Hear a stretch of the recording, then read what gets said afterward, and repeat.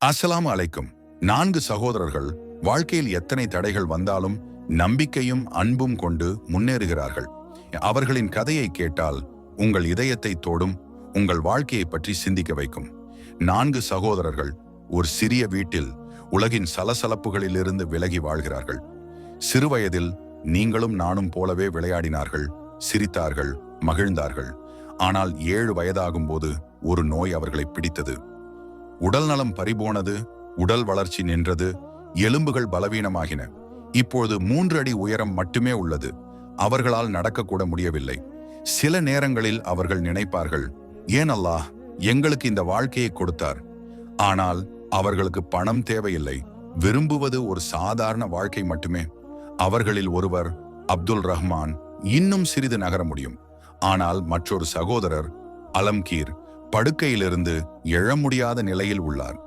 அவனால் கேட்கவும் முடியாது. இந்த துயரத்தை கண்டு அவர்களின் தாய் மனதளவில் உடைந்து போனார். ஒரு நாள் அவர் வீட்டை விட்டு தெருவில் சென்று விட்டார்.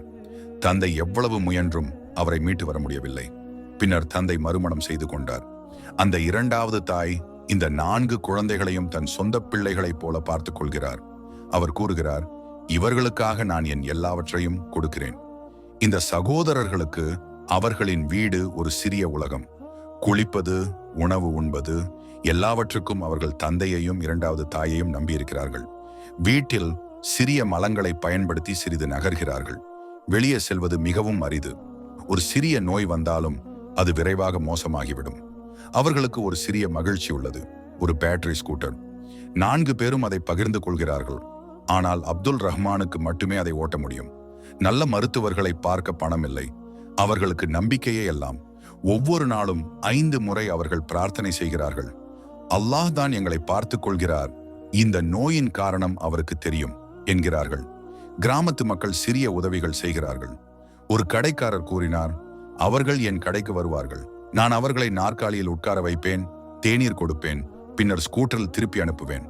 எல்லோரும் விரும்புவது ஒவ்வொருவருக்கும் ஒரு ஸ்கூட்டர் கிடைத்தால் அவர்கள் இன்னும் சந்தோஷமாக வாழ முடியும் என்பதே. இந்த 4 சகோதரர்களும் ஒருபோதும் சரணடையவில்லை. உடல் பலவீனமாக இருந்தாலும் அவர்களின் மனம் வலிமையானது. நம்பிக்கையும் ஒருவருக்கொருவர் உள்ள அன்பும் அவர்களை முன்னோக்கி நடத்துகிறது.